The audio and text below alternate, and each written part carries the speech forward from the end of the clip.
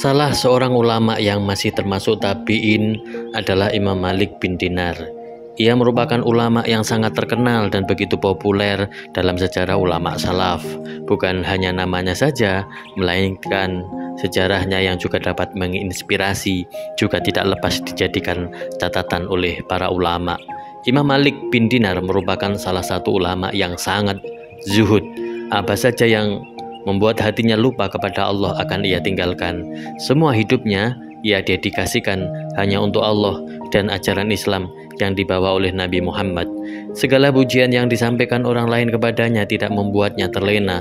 Begitu juga dengan segala hinaan tidak membuatnya terluka. Ia benar-benar melupakan dunia dan segala kesenangannya dan hanya fokus dengan Tuhannya. Selain itu, ia juga dikenal sebagai ulama ahli hadis. Kontribusi dan sumbangsihnya untuk perkembangan sabda-sabda Rasulullah itu sangat besar dan banyak. Imam Zahabi dalam kitabnya menampilkan beragam komentar ulama tentangnya. Di antaranya menurut Imam An-Nasai dan dipastikan oleh Imam Bukhari, kualitas hadis yang diriwayatkan oleh Malik bin Dinar memiliki derajat hasan. Dalam kitab itu juga disebutkan dengan mengutip pendapat Imam Ali bin Al-Madini bahwa jumlah hadis yang diriwayatkan oleh Malik bin Dinar setidaknya ada 40 hadis yang semuanya memiliki derajat hasan. Tidak ada catatan pasti dari para ulama sejarah yang berhasil menulis tentang tahun kelahirannya, akan tetapi yang pasti ia satu zaman dengan Imam Malik bin Anas dan masih menjumpai Sayyidina Ali, suami Sayyidah Fatimah Az-Zahra. Sedangkan tahun kelahirannya sebagaimana disebutkan oleh Imam Muhammad Ar-Rabi'i bahwa ia wafat pada tahun 129 Hijriah. Kendati pun demikian, Malik bin Dinar pernah memiliki sejarah kelam yang jarang dirasakan oleh para ulama dan tabi'in pada umumnya. Kisah ini bisa menjadi inspirasi kepada orang-orang saat ini bahwa seperti apapun perjalanan hidupnya, tidak niscaya menjadikannya memiliki masa depan yang kelam.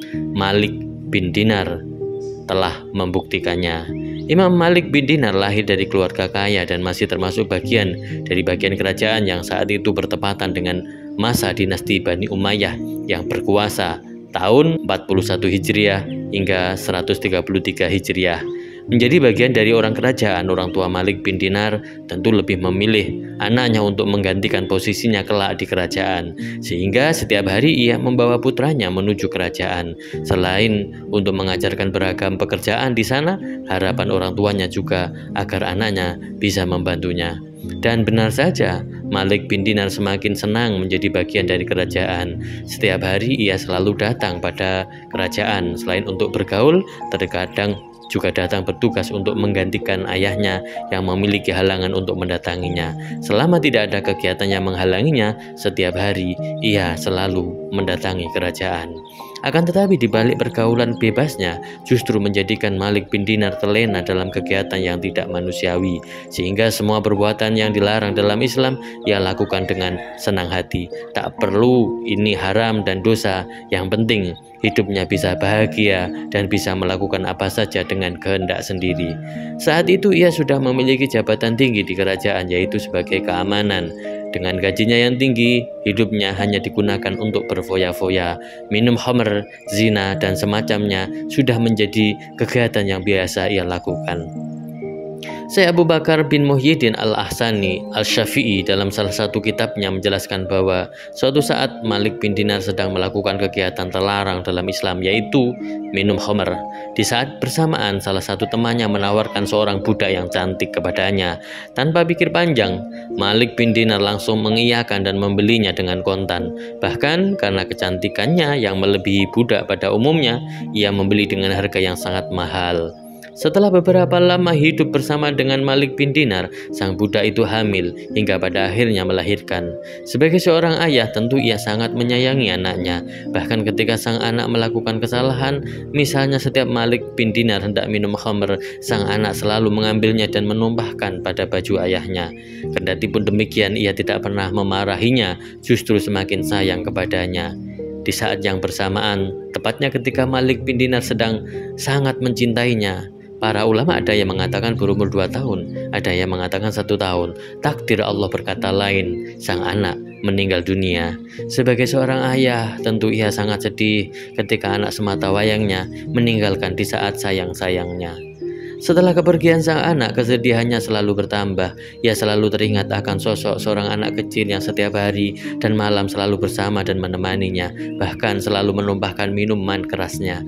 Namun saat itu tidak lagi duduk bersama dengannya. Syekh Abu Bakar Asy-Syafi'i mengisahkan kisah itu. Ia mengatakan, ketika malam di pertengahan bulan Sya'ban dan malam itu bertepatan dengan malam Jumat, aku meneguk khamr dan tidak sholat isya. Ketika Malik bin Dinar sedang tidur pulas, tiba-tiba dalam tidurnya ia bermimpi bahwa kiamat seakan-akan telah datang. Trompet telah ditiup, orang mati dibangkitkan, semua makhluk dikumpulkan. Kemudian ia mendengar suatu gerakan di belakangnya. Namun ketika ia melihat, ternyata ada ular yang sangat besar yang membuka mulutnya untuk memangsanya. Di saat yang bersamaan, ia sangat terkejut dan lari tunggang-langgang agar bisa terhindar darinya.